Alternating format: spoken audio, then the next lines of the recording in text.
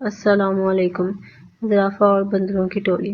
ایک جنگل میں بندروں کی ایک ٹولی رہتی تھی۔ اس ٹولی میں 2 بچے بھی تھے جو بہت زیادہ شرارتی تھے۔ ان کے ماں باپ بھی ان کی شرارتوں سے تنگ آ گئے تھے۔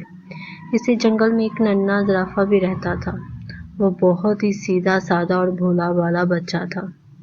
ایک دن گھاس چرتے چرتے وہ جنگل کے اس حصے میں آ گیا جہاں بندروں کی یہ ٹولی درختوں سے پتے اور پھل فروٹ توڑ توڑ کر کھانے میں مگن تھی۔ دونوں چھوٹے شرارتی بندروں نے زرافہ کو دیکھا تو انہیں حیرت ہونے لگی کیونکہ ان بچوں نے کبھی ایسا کوئی بھی جانور نہیں دیکھا تھا۔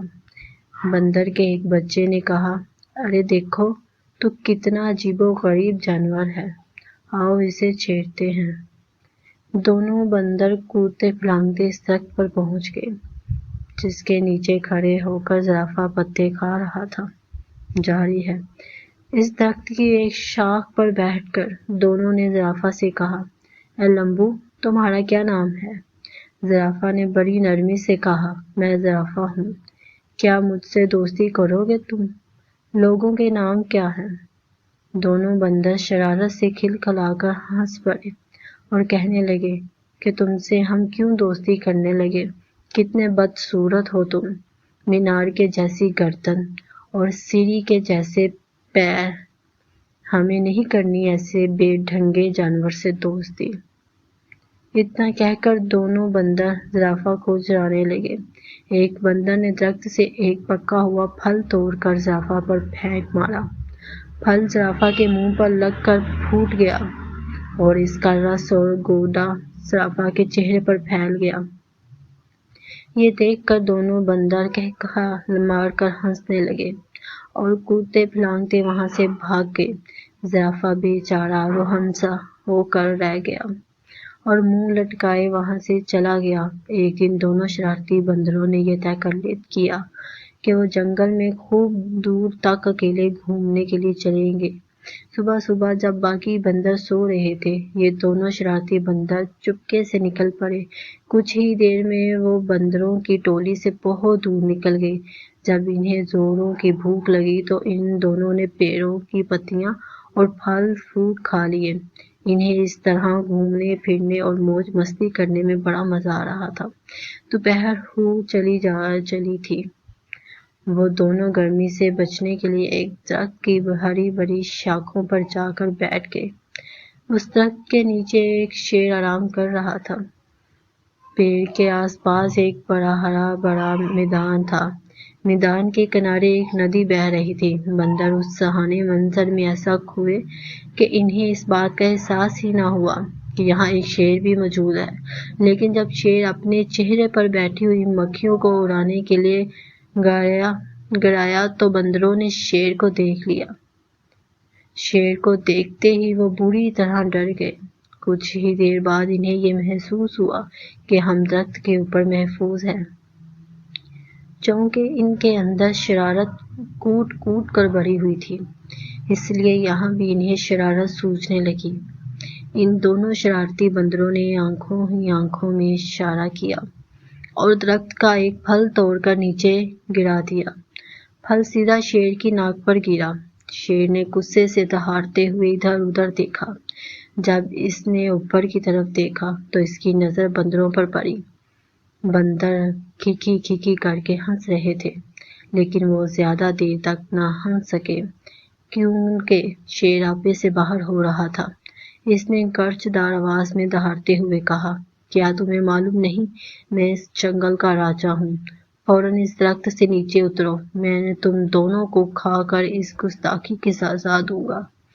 بندروں کو پھر ہنسی آ گئی۔ انہیں یقین تھا کہ ہم درخت پر محفوظ ہیں۔ شیر ان کو اس طرح دوبارہ ہنستے ہوئے دیکھ کر غصے سے آگ ببولا ہو گیا اور اپنے پیروں کو سمٹ کر اسپرنگ کی طرح تیزی سے اچھلا۔ ان دونوں شرارتی بندروں نے دیکھا کہ شیر کا جبڑا کھلا ہوا ہے اور اس کے تیز نکیلے دانت ان کی طرف ہیں اور وہ بڑی تیزی سے اچھلتے ہوئے بالکل ان کے قریب آ گیا۔ دونوں بندروں کے تو ہوش ہی اڑ گئے اور ان کی ساری شرارت دھڑی کی دھڑی رہ گئی اور وہ دونوں ڈر کے مارے ایک دوسرے سے بری طرح لپٹ گئے۔ شیر نے چھلانگ تو بہت اچھی لگائی تھی، لیکن جس شاخ پر وہ دونوں بندر بیٹھے ہوئے تھے، شیر وہاں تک نہیں پہنچ سکا۔ شیر نے دوبارہ زبردست چھلانگ لگائی۔ بندروں کی حالت بڑی پتلی ہو گئی تھی۔ وہ ڈر کے مارے چیخنے چلانے لگے، لیکن وہاں ان کی پکار سننے والا کوئی بھی نہیں تھا۔ وہ تو اپنی ٹولی اور اپنے ماں باپ کی اجازت کے بغیر بھاگ کر آئے تھے۔ اس درخت کے آس پاس کوئی دوسرا درخت بھی نہ تھا کہ وہ چھلانگ لگا کر اس پر چلے جاتے، اور نہ ہی اس درخت پر کہ جس پر وہ دونوں بیٹھے ہوئے تھے۔ اونچائی کی طرف کوئی مضبوط شاخ تھی جس پر جا کر وہ بیٹھ سکتے۔ یوں سمجھ لیں کہ شرارتی اور نافرمان بندر آج پوری طرح پھنس گئے تھے۔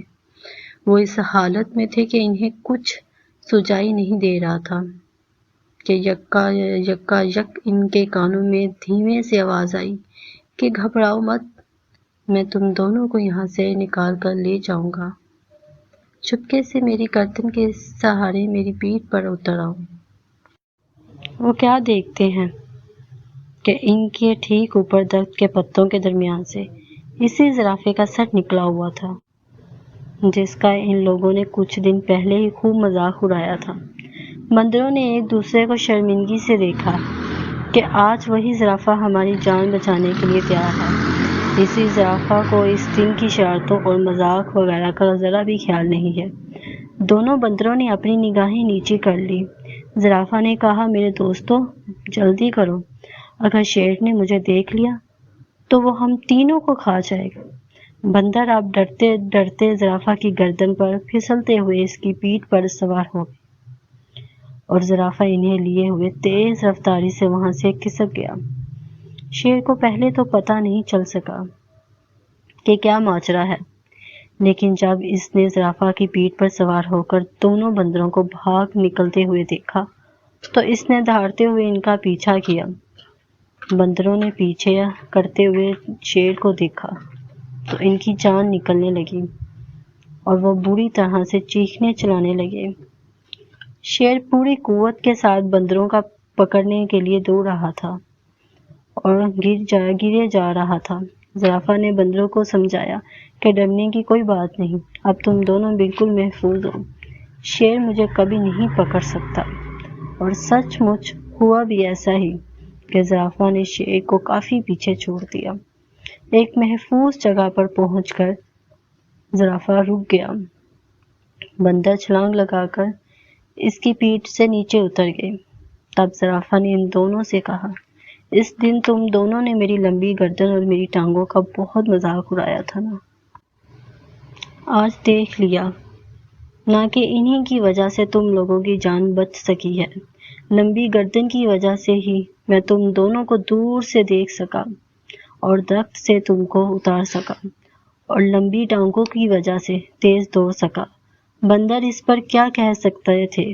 دونوں نے شرم کے مارے اپنی اپنی گردنیں جھکا لی اور خاموش رہے۔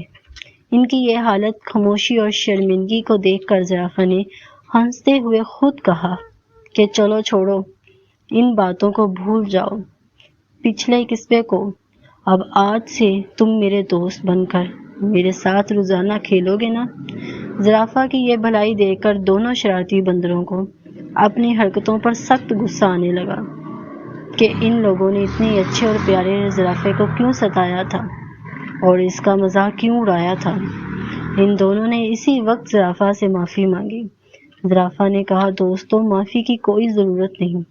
اتنے بڑے دل والے زرافہ کی یہ بات سن کر ان دونوں شرارتی بندروں نے فیصلہ کر لیا کہ آج کے بعد سے وہ کسی کو نہیں ستائیں گے اور کسی کا مذاق نہیں اڑائیں گے۔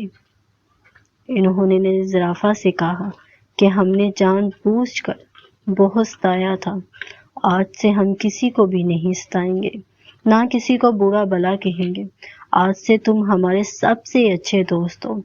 دونوں بندروں کی یہ بات سن کر زرافہ کو بڑی خوشی ہوئی اور وہ ہنسی خوشی ساتھ رہنے لگے۔ آج آپ کو کیسی لگی ہماری یہ کہانی؟ ہمیں اپنی رائے سے ضرور آگاہ کیجیے گا۔ ملتی ہوں تب تک کے لیے اگلی کہانی کے ساتھ۔ اللہ حافظ۔